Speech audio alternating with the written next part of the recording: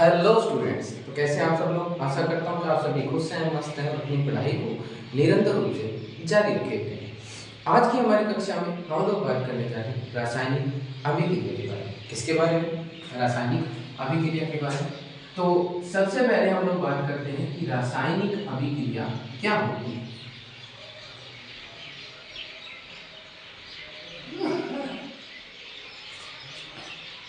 रासायनिक अभिक्रिया आसान भाषा में देखो, जैसे रासायनिक परिवर्तन और भौतिक परिवर्तन के बारे में हम लोग छोटी कक्षा में पढ़ते हैं कि भौतिक अवस्थाओं में जो परिवर्तन होते हैं उन्हें हम लोग कहते हैं भौतिक परिवर्तन। और जो रासायनिक परिवर्तन किसे कहते हैं? यदि एक नए पदार्थ का निर्माण होता है तो उस परिवर्तन को हम कहते हैं रासायनिक परिवर्तन कहते हैं। उसके बाद में बात आती है कि सर रासायनिक अभिक्रिया किसे कहते हैं? जब भी किसी भी एक पदार्थ से या किसी भी दो पदार्थों के मिलने से नए पदार्थ का निर्माण होता है, जिसे हम लोग क्या कहते हैं? रासायनिक अभिक्रिया कहते हैं। और यदि किताबी ज्ञान से बात पूछें तो अभिकारक से उत्पाद के निर्माण को क्या कहते हैं? हम लोग रासायनिक अभिक्रिया कहते हैं। यानी अभिकारक से यानी रिएक्टेंट से क्या बनना, प्रोडक्ट का बनना क्या कहलाता है? रासायनिक अभिक्रिया कहलाता है। क्या कहलाता है मेरे बच्चों? अभिकारक से उत्पाद का बनना ही क्या है? रासायनिक अभिक्रिया। जैसे कोई रासायनिक अभिक्रिया मैंने लिखा, मैंने मैग्नीशियम लिया प्लस ऑक्सीजन के साथ इसकी अभिक्रिया करवाई, ये क्या थे? अभिकारक से। और ये जो तीर का निशान ये बताता है अभिक्रिया हो रही। क्या बताता है? अभिक्रिया हो रही। अब मैग्नीशियम और ऑक्सीजन के मिलने से क्या बना होगा? Magnesium oxide. क्या बना? Magnesium oxide. अब बात आती है कि सर ये जो मैग्नीशियम ऑक्साइड बना, यहाँ पर तो ऑक्सीजन 2 थे और यहाँ पर मैग्नीशियम 1 था। आप लोग यहाँ पर क्या करेंगे? 2। ये क्या हो गया? मैग्नीशियम कितने हो गए यहाँ पर? मैग्नीशियम तो यहाँ पर 2 हो गए हैं और यहाँ पर मैग्नीशियम कितना है? 1। तो यहाँ पर ऑक्सीजन कितने हैं? 2 हैं और यहाँ पर भी ऑक्सीजन कितने हैं? 2। तो यहाँ पर मैग्नीशियम को कितने से गुणा किया गया? 2 से। ये बात आती है कि सर आप ऐसा क्यों कर रहे हैं? क्यों मैग्नीशियम के साथ आप 2 लिख रहे हैं, यहाँ प्रोडक्ट में 2 लिख रहे हैं या रिएक्टेंट में 2 लिख रहे हैं? तो देखो बेटा, जो रासायनिक अभिक्रियाएं होती है ना, वो 2 प्रकार की। कितने प्रकार की होती हैं? 2 प्रकार की। पहली होती है आपकी संतुलित रासायनिक समीकरण और दूसरी होती है असंतुलित रासायनिक समीकरण। पहली क्या होगी आपकी? संतुलित रासायनिक समीकरण। अब बात आती है सर रासायनिक समीकरण का क्या मतलब है? रासायनिक अभिक्रिया तो हमने हमें कह दिया कि अभिकारक से उत्पाद बनाना क्या कहलाता है? रासायनिक अभिक्रिया कहलाता है। अब उन्हीं रासायनिक वो जो रासायनिक अभिक्रिया हो रही है उसमें जो भी परमाणु का हम लोग उपयोग कर रहे हैं उनको प्रतीकों के रूप में दर्शाना क्या कहलाता है? रासायनिक समीकरण कहलाता है। यानी कि यहाँ पर एक रासायनिक अभिक्रिया हो रही थी, हम लोग मैग्नीशियम के फिक्ते का दहन कर रहे थे तो उस समय मैग्नीशियम ऑक्साइड बन रहा था, वो जो राख बन रही थी सफेद रंग की, उसे क्या कहते हैं? Magnesium oxide. तो इन चीजों को हम एक प्रतीक के रूप में दर्शाते हैं। यही प्रतीक हमारे क्या होते हैं? रासायनिक समीकरण होती है। अब ये जो रासायनिक समीकरण, ये जो रासायनिक समीकरण होती है बेटा, ये कितने प्रकार की होती है? 2 प्रकार की होती है। एक तो रासायनिक समीकरण कैसी होगी? संतुलित हो। एक क्या होगी? असंतुलित। क्या होगी? एक तो संतुलित रासायनिक समीकरण, एक क्या होगी? असंतुलित रासायनिक समीकरण।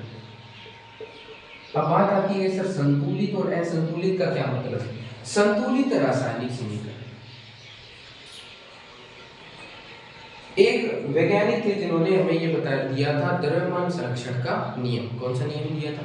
द्रव्यमान संरक्षण का नियम दिया था। आपके लिए इतना जानना काफी है कि द्रव्यमान संरक्षण का नियम क्या कहता है। द्रव्यमान संरक्षण का नियम क्या कहता है कि सर आप कोई भी रासायनिक अभिक्रिया यदि करवा रहे हैं तो उसके अंदर आपको क्या करना है?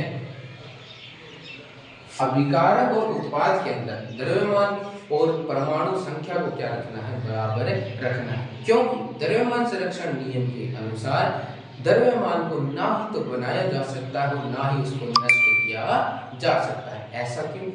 क्योंकि द्रव्यमान संरक्षण का नियम यही बात कहता है कि सर ना ही तो द्रव्यमान कभी बनता है और ना ही कभी नष्ट होता है। जैसे ऊर्जा ना ही तो बनाई जाती है और ना ही उसको नष्ट किया जाता है। ऊर्जा में बस एक ही बात होती है कि वो एक फॉर्म से दूसरी फॉर्म में बदले जाती है। इसी प्रकार से द्रव्यमान संरक्षण का नियम क्या कहता है कि द्रव्यमान को कभी भी बनाया या नष्ट नहीं किया जा सकता, परंतु उसको हमें उसके द्रव्यमान को अभिकारक और उत्पाद में क्या रखना होता है, बराबर रखना होता है। और अभिकारक और उत्पाद द्रव्यमान को बराबर कैसे रखेंगे, हम उनकी परमाणु संख्याओं को क्या रख देंगे बेटा, बराबर रख देंगे। अब हम बात करते हैं सर कि द्रव्यमान संरक्षण के नियम ने क्या कहा कि हमें अभिकारक और उत्पाद के अंदर परमाणु की संख्या को कैसे रखना है, संतुलित रखना है। यदि उसमें परमाणुओं की संख्या क्या नहीं होगी, संतुलित नहीं होगी, तो वह समीकरण क्या कहलाएगी, कंकाली समीकरण कहलाएगी। क्या कहलाएगी, कंकाली समीकरण कहलाएगी। कंकाली समीकरण का अर्थ हो गया असंतुलित रासायनिक समीकरण। क्या हो गया, असंतुलित रासायनिक समीकरण। और यदि अभिकारक और उत्पाद में परमाणुओं की संख्या क्या है, बराबर है, तो वह समीकरण क्या होगी, संतुलित रासायनिक समीकरण। अब बात आती है कि सर हम कैसे उस रासायनिक समीकरणों को संतुलित कर सकते हैं। यदि हमें किन्हीं भी रासायनिक समीकरणों को संतुलित करना है तो उसके लिए हमें कई नियमों का ध्यान रखना होता है, जिसमें सबसे पहले हम क्या करेंगे, मैंने कोई भी रासायनिक समीकरण ले, जैसे देखो मैंने कहा, मैंने ले लिया H2 + O2 क्या बना रहा है, H2O बना रहा है। क्या बना रहा है, H2O बना रहा है। अब मुझे क्या करना है, मुझे इस रासायनिक समीकरण को देखने से पता चल रहा है कि यहाँ पर परमाणुओं की संख्या क्या नहीं, दोनों तरफ बराबर नहीं। अब दोनों तरफ बराबर नहीं, दोनों तरफ कौन सी, तीर के निशान से बाईं तरफ जो दिए होंगे वो होंगे आपके अभिकारक। क्या होंगे बेटा, अभिकारक होंगे। और तीर के निशान से दाईं तरफ जो दिए होंगे वो होंगे आपके उत्पाद। क्या होंगे, उत्पाद। अब बात आती है कि सर अब इससे अगला स्टेप हम क्या करेंगे, सबसे पहले पता करें कि अभिकारक कौन से हैं और उत्पाद कौन से हैं। ये करने के बाद जो अभिकारक और उत्पाद में जो तत्व दिए गए हैं उन सभी को क्या कर लेंगे, हम लोग कोष्टक में बंद कर लेंगे। क्या कर लेंगे, सबको कोष्टक में बंद कर लेंगे। कोष्टक में बंद करने के बाद हम क्या करेंगे, हम लोग एक सारणी बनाएंगे। क्या बनाएंगे, एक सारणी बनाएंगे बेटा। हम क्या बनाएंगे, एक सारणी बनाएंगे। ये सारणी कैसे बनेगी, इस सारणी यानी इस टेबल में क्या होगा, एक तरफ लिखे जाएंगे अभिकारक के अंदर उपस्थित परमाणु। क्या लिखे जाएंगे, अभिकारक में उपस्थित परमाणु, और दूसरी साइड लिखे जाएंगे उत्पाद में उपस्थित परमाणु।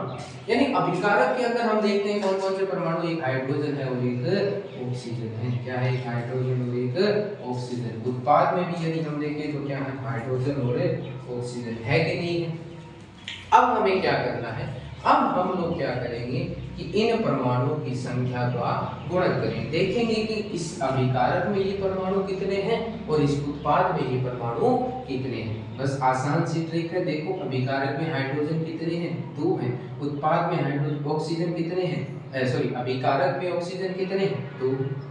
उत्पाद में देखिए, उत्पाद में हाइड्रोजन कितने हैं बेटा, 2। ऑक्सीजन में उत्पाद में ऑक्सीजन कितने हैं, 1। यहाँ तक करने के बाद ये हमारा अगला नियम क्या कहता है, वो ये कहता है कि सबसे पहले उस परमाणु को संतुलित करें जो सबसे अधिक असंतुलित है। सबसे पहले किसे संतुलित करना है, उसे संतुलित करना है जो सबसे अधिक क्या है, असंतुलित है। क्या है, जो सबसे अधिक असंतुलित है। समझ गए क्या, पहला। अब देखो नियम दोबारा एक बार से देखो, हमने कोई भी रासायनिक अभिक्रिया देखी, रासायनिक अभिक्रिया को देखते ही हम उसमें क्या छांटेंगे, अभिकारक कौन से हैं और उत्पाद कौन से हैं। तीर के निशान से बाईं तरफ वाले अभिकारक, तीर के निशान से दाईं तरफ वाले उत्पाद। ये करने के बाद हम ये अभिकारकों और उत्पाद के जो तत्व हैं उनको किसमें बंद कर लेंगे, कोष्टक में बंद कर लेंगे। कोष्टक में बंद करने के बाद मैं एक सारणी बनाऊंगा जिसमें एक साइड अभिकारक के परमाणु लिखूंगा और एक साइड क्या लिखूंगा, उत्पाद के परमाणु लिखूंगा। ये लिखने के बाद मैं लिखूंगा कि कौन कौन से परमाणु इसमें उपस्थित है। मैंने यहाँ देखा इस रासायनिक समीकरण के अंदर हमारे पास हाइड्रोजन और ऑक्सीजन के अभिकारक में और उत्पाद में भी हाइड्रोजन और ऑक्सीजन है। उसके बाद में मैंने क्या किया, इनके परमाणु की संख्या देखी तो यहाँ कितने हाइड्रोजन थे 2, यहाँ कितने ऑक्सीजन थे 2 लिख दी, यहाँ हाइड्रोजन 2 ऑक्सीजन 1 लिख दिया। अब बताओ सबसे अधिक असंतुलित कौन है, ऑक्सीजन, और है ऑक्सीजन, क्योंकि यहाँ देखो अभिकारक में 2 है और उत्पाद में 1 है। अब क्या करेंगे,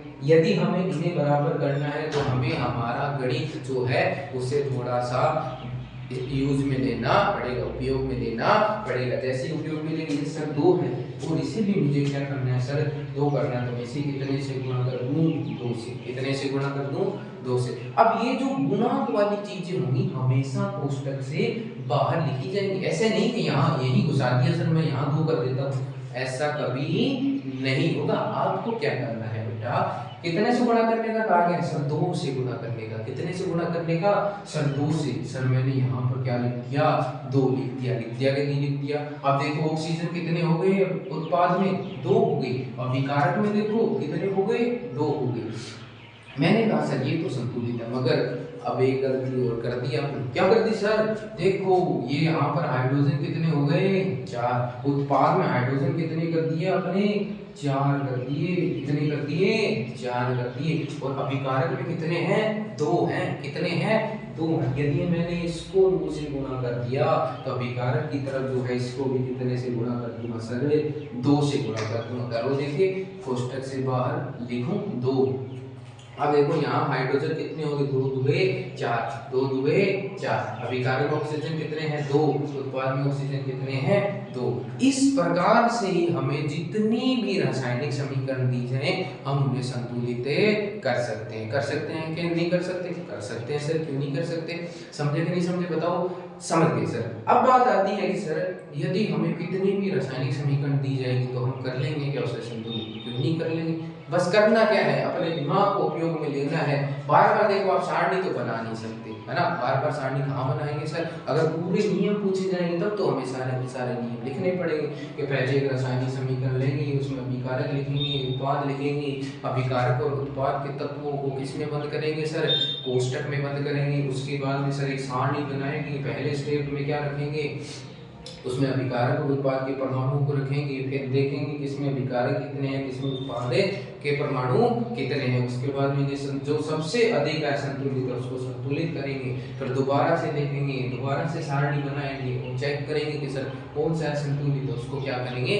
संतुलित। इसको हम आसान तरीके से ऐसे कर सकते हैं, बार बार जब आप प्रैक्टिस करेंगे तो आपको पता चलने लग जाएगा, देखते ही पता चलेगा कि देखो सर यहाँ 2 2 यहाँ 2 1, तो क्या करना पड़ेगा पहले इसको संतुलित समीकरण को कितने से गुणा 2, अब जैसे 2 से गुणा किया ये कितना हो गया 4, और ये कितना बन जाएगा अब हमें हाइड्रोजन को भी गुणा करना है और कितने से गुणा करना है 2 से गुणा करना है। इस प्रकार से आपके रासायनिक समीकरण क्या हो जाएंगे बेटा संतुलित हो जाएंगे। आपके बोर्ड के अंदर ये सवाल हमेशा आता है, लगभग 2 नंबर का आता है या 3 नंबर का, ताकि ये बहुत हमेशा हर एग्जाम में ये बात पूछी जाती है। आपको समीकरण दी जाएगी और आपको बस उसे क्या करना है संतुलित करके नीचे लिखना है। ये चीजें नहीं पूछेंगे, बस बार बार की प्रैक्टिस से आप इनको क्या कर सकते हैं संतुलित कर सकते हैं। अब मैं आपके सामने कई ऐसी रासायनिक समीकरण लिखूंगा और उनको क्या करके देखेंगे हम लोग, यूं चुटकियों के अंदर क्या करके देखेंगे बेटा संतुलित करके देख। अब देखिए, अब आपके सामने मैंने कई रासायनिक समीकरण लिखी है, आप इनको संतुलित कर सकते हैं कि नहीं कर सकते। मुझे पता है कि आप लोग इनको बहुत ही आसानी से क्या कर सकते हैं संतुलित कर सकते हैं। यदि नहीं कर पा रहे तो देखो हम करवाएंगे Fe। अब मैंने क्या किया, मैंने एक रासायनिक समीकरण को देख लिया, मुझे पता है ये अभिकारक और ये क्या है उत्पाद है कि नहीं है। अब क्या करो इन सभी को किस में बंद कर लो कोष्टक में बंद कर लो, किस में बंद कर लो बेटा कोष्टक में बंद करना। कर लिया या नहीं कर लिया।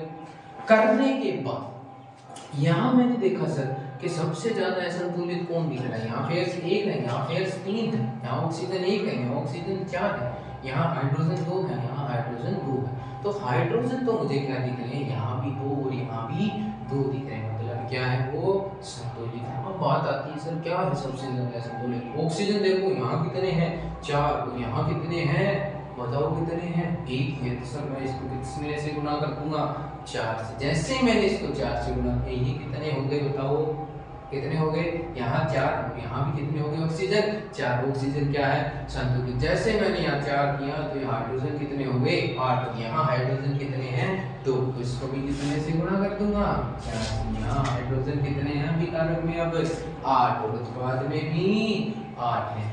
अब देखो सर और क्या है संतुलित रहेगा सर, फिर देखो यहाँ पर 3 है और यहाँ पर कितना है 1 है, तो क्या करूंगा इस पेड़ को कितने से गुणा करूंगा 3 से गुणा करूंगा। मैंने इसको कितने से गुणा कर दिया बेटा 3 से। ये क्या हो गई हमारी रासायनिक समीकरण क्या हो गई संतुलित हो गई। इस रासायनिक समीकरण को मुझे क्या करना है संतुलित। देखो यहाँ पर वही बात क्या बनाओ कोष्टक फटाफट, अब तो फटाफट हो जाएगा ना, अब तो क्या हो जाएगा सर 2 सेकंड में कर देंगे।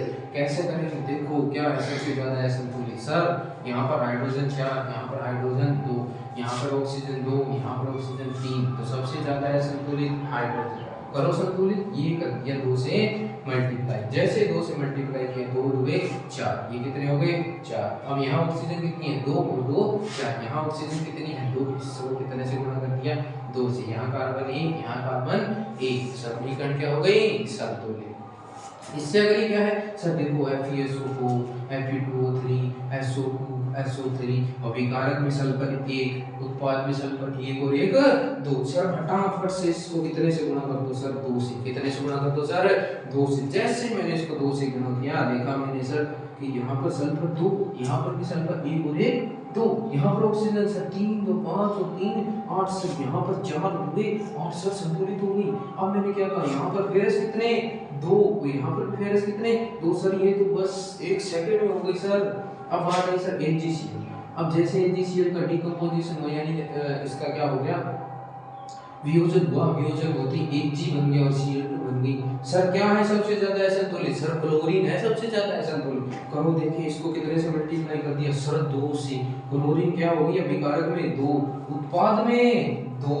अब सर नहीं कोई चीज तो है जो असंतुलित है, क्या है बताओ Ag, क्या है Ag सर असंतुलित है। यहाँ पर 2 है सर, यहाँ पर कितने हैं 1 ही है, इसको कितने से गुणा करूंगा 2 से गुणा करूंगा। ये समीकरण क्या हो गई हमारी संतुलित हो गई।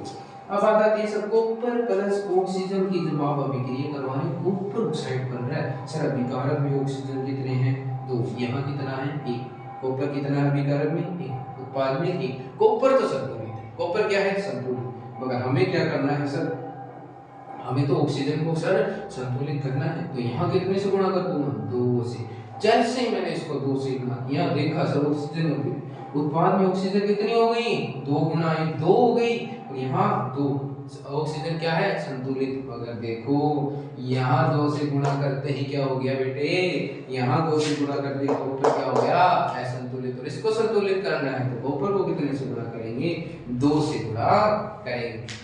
तो इस प्रकार से हम लोग किसी भी रासायनिक समीकरण को संतुलित कर सकते हैं। बहुत ही आसान है, बस क्या करना पड़ेगा हमें बार बार प्रैक्टिस करनी पड़ेगी। और इस वीडियो के बाद मुझे बहुत यहाँ तक उम्मीद है कि आप लोग कहीं भी किसी भी रासायनिक समीकरण को क्या कर सकते हैं संतुलित। यानी रासायनिक समीकरण 2 प्रकार की होती है, कितने प्रकार की 2, असंतुलित और संतुलित। असंतुलित रासायनिक समीकरण को क्या कहते हैं कंकाली समीकरण, और असंतुलित जो रासायनिक समीकरण होगी उसमें अभिकारक और उत्पाद में परमाणु की संख्या कैसी होगी बराबर नहीं होगी। और उसे हम क्या करेंगे जब अभिकारक और उत्पाद में हम लोग परमाणु की संख्या को क्या कर देंगे बेटा बराबर कर देंगे, तो वो समीकरण कैसी हो जाएगी सर संतुलित। यानी कि जब ये रासायनिक समीकरण मुझे दी गई थी क्या थी ये कंकाली यानी कि संतुलित रासायनिक समीकरण थी, और मैंने क्या किया सर दोनों साइड में क्या कर दिया मैंने अभिकारक और उत्पाद के अंदर मैंने क्या कर दिया परमाणु की संख्या को क्या कर दिया बेटा बराबर कर दिया। और जैसे ही मैंने संख्याओं को बराबर किया है असंतुलित से क्या बन गई